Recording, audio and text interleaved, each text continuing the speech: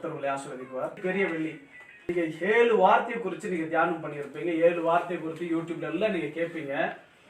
எதுக்கு ஆண்டவர் சிலுவையை தேர்ந்தெடுத்தார்?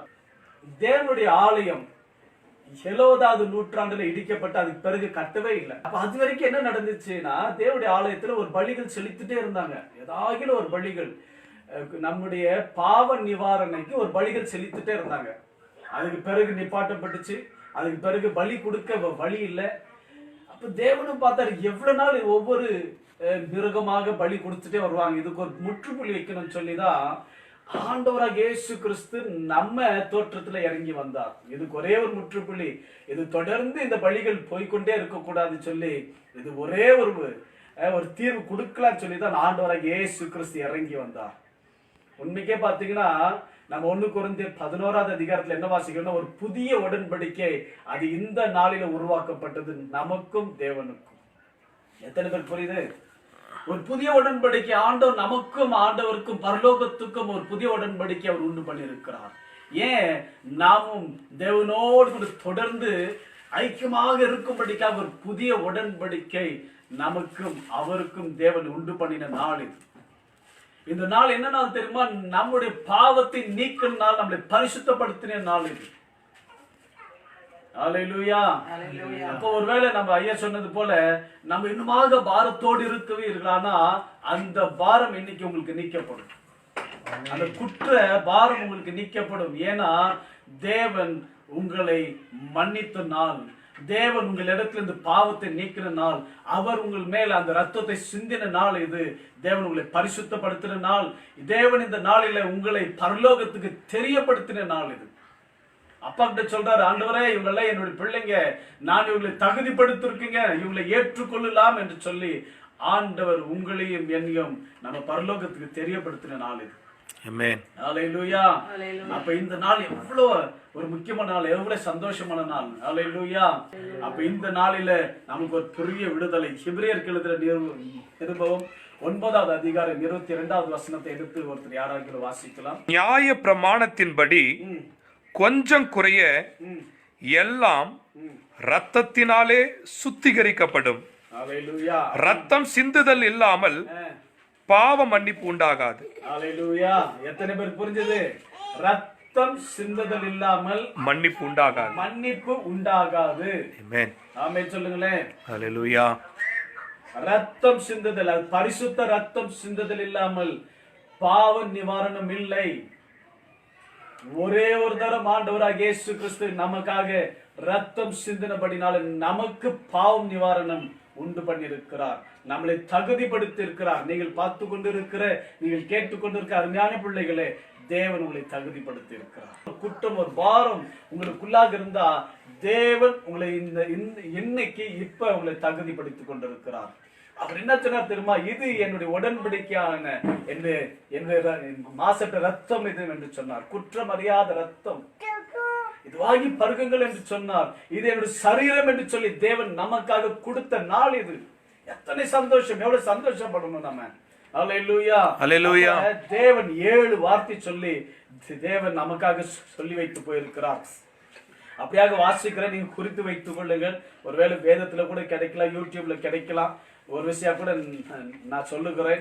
லூக்கா எழுதின சுவிசேஷம் 22வது அதிகாரம் 34வது வசனம். Book of Luke, Gospel of Luke, chapter 22, verse 34. Father, forgive them.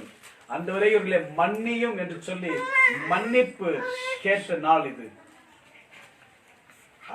அடுத்ததாக லூக்கா எழுதின சுவிசேஷம் 23வது அதிகாரம் 43வது வசனம். அந்த குற்றவாளியை பார்த்து சொல்லுகிறார், பக்கத்துல இருந்தவனை பார்த்து சொல்லுகிறார், இன்றைக்கு நீ என்னோடு பரதேசில இருப்பாய் என்று சொன்ன நாள் இது. யோவான் எழுதின சுவிசேஷம் 19வது அதிகாரம் 26வது வசனம் இருந்து 27வது வசனம். மரியாள் பார்த்து சொன்ன காரியம், இவர் உன்னுடைய மகன் என்று சொன்ன காரியம் இது. எத்தனை பேர் கேட்டுக்கொண்டு இருக்கிறீங்க? அப்ப அடுத்ததாக மத்தேயு எழுதின சுவிசேஷம் 27வது அதிகாரம் 46வது வசனம். மார்க் எழுதின சுவிசேஷம் 15வது அதிகாரம் 34வது வசனம் சொல்லுகிறது, தேவனே தேவனீர் ஏன் என்னை கைவிட்டீர்? Why you have forsaken me? இது தேவன் ஆண்டவராக இயேசு கிறிஸ்து. ஆண்டவரே, இவர்கள் பாவத்தை நான் சுமந்தேன், ஏன் என்னை கைவிட்டீர் சொல்லி தேவன் ஆண்டவராக இயேசு கிறிஸ்து அவர் கேட்கிறார். அல்லேலூயா. அடுத்ததாக யோவான் எழுதின சுவிசேஷம் 19வது அதிகாரம் 28வது வசனத்தில் சொல்லுகிறது. அல்லேலூயா. யோவான் எழுதின சுவிசேஷம் 19வது அதிகாரம் 30வது வசனம் கடைசியாக தேவன் சொல்லுகிறார், எல்லாமே முடிந்தது என்று சொல்லுகிறார்.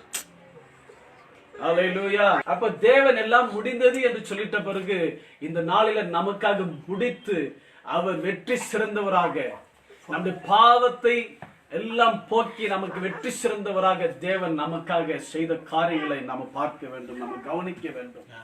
இந்த நாளில நமக்காக தேவன் செய்த காரியங்கள், விண்ணுலகத்திலிருந்து இந்த மண் உலகத்துக்கு தேவன் நமக்காக தேவன் எடுத்த தீர்மானங்கள் எல்லாம் இதுதான். என்ன தீர்மானம்? நம்முடைய பாவங்களை மன்னித்து நம்மளை தகுதிப்படுத்திருக்கார். நம்ம அது உணர வேண்டும். அல்லேலூயா. நீங்க சங்கீதம் 22வது அதிகாரத்துல சில காரியங்களை நீங்கள் வாசித்து பாருங்கள். பிறகு சங்கீதம் 22, 17, 18, 19 எல்லாம் நீங்கள் வாசித்து பார்த்தீங்கன்னா நமக்காக தேவன் செய்த காரியங்களை நம்ம வாசிக்க முடியும். கடைசியாக நான் முடிக்க விரும்புகிறேன்.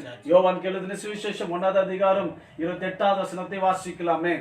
என்ன சொல்லுகிறது? இந்த உலகத்தின் பாவங்களை தீர்க்க வந்த ஆட்டுக்குட்டி. அல்லேலூயா. இவர் தவிர வேற யாருமே இந்த உலகத்துல வரல, யாருமே பிறக்கல. இந்த காரியங்களை செய்யும்படிக்காக தேவன் மாத்திரம்தான் செய்த காரியங்கள். அல்லேலூயா. நமக்காக தேவன் ஒரு தீர்மானம், என்ன ஒரு தைரியமான ஒரு தீர்மானம், ஒரு துணிச்சலான தீர்மானம். இருந்தாலும் பரவாயில்ல, நான் என் ஜனங்களுக்காக, என் ஜனங்களை நான் நரகத்துக்கு போக விட மாட்டேன், என் ஜனங்களை எப்படியாக என் நேரத்தில் சேர்த்துக் கொள்வேன் என்று சொல்லி தன்னை தானே பலியாக்கின ஆண்டவராக இயேசு கிறிஸ்துவை பாருங்களேன்.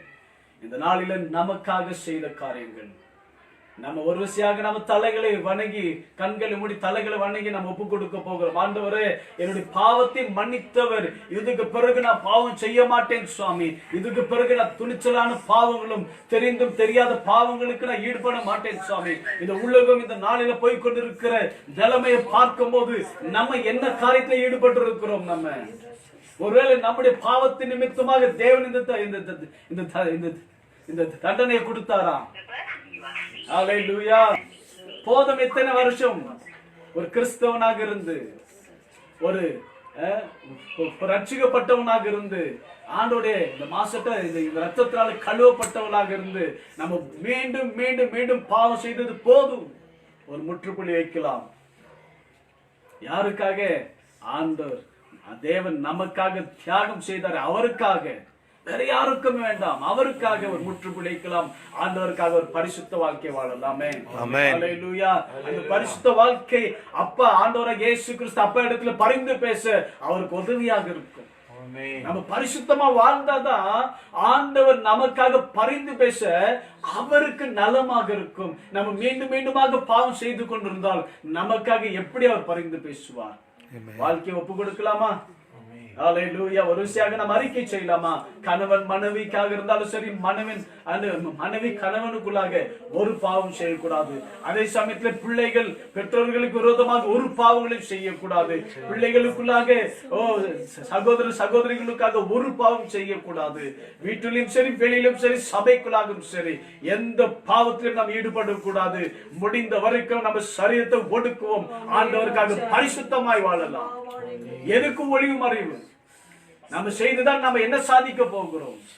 ஆண்டவருக்காக ஒப்பு கொடுக்கலாம் இந்த வாழ்க்கை. போதும் பாவத்தில் ஈடுபட்டது, போதும் துணிச்சலான பாவங்கள் போதும். ஒருவேளை ஆண்டவராகிய இயேசு கிறிஸ்து இன்றைக்கு வருவாரானால், தேவன் உங்களை கொண்டு போவாரா? நீங்கள் பரலோகத்துக்கு போவதற்கு நீங்க தகுதியாக இருப்பீர்களா? யோசித்து பார்க்கலாமே. அல்லேலூயா. அல்லேலூயா. அல்லேலூயா. கர்த்தர் உங்களை ஆசீர்வதிக்கட்டும். பல பேர் பல கேள்வி இருக்கலாம். ஏன் இவங்க எல்லாம் குட் ஃப்ரைடே கொண்டாடுறாங்க, என்ன காரணம் சொல்லி கொண்டாடலாம். ஆனா இன்னைக்கு ஒரு ஆட்டுக்குட்டி, இயேசு கிறிஸ்து ஆட்டுக்குட்டியாக மாறி நமக்காக பலியான நாள். அல்லேலூயா. ஒரு காலகட்டம் வரைக்கும் ஒரு பலி கொடுத்துட்டே இருந்தாங்க. ஆனா இன்னைக்கு இதுக்கு மேல இல்ல, ஆண்டவரே பலியாயிட்டார்.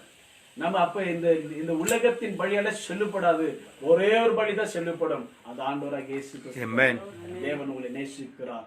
வாழ்க்கையை ஒப்பு கொடுங்க. நீங்க பல கேள்வி இருக்கலாம், எங்களை திட்டி கூட நீங்க எழுதலாம், இல்லை நீங்க துப்பி கூட எழுத்தலாம், ஒன்றும் பிரச்சனை இல்லை. ஆனா ஒருவேளை நீங்க ஒப்பு கொடுப்பீர்களா, ஆனா தேவன் உங்களை நேசிக்க அவர் நல்லவராக. உங்க வாழ்க்கையில பூஜ்யமா இருந்த வாழ்க்கையில, சூன்யமா இருந்த வாழ்க்கையில ஒரு அர்த்தத்தை உண்டு பண்ண தேவன் காத்து கொண்டிருக்கிறார். அந்த அர்த்தம் இந்த நாளில உங்களுக்கு கிடைக்கும். கர்த்தர் உங்களை ஆசீர்வதிப்பார். எல்லாம் ஜெபிக்கலாமா? ஹல்லேலூயா.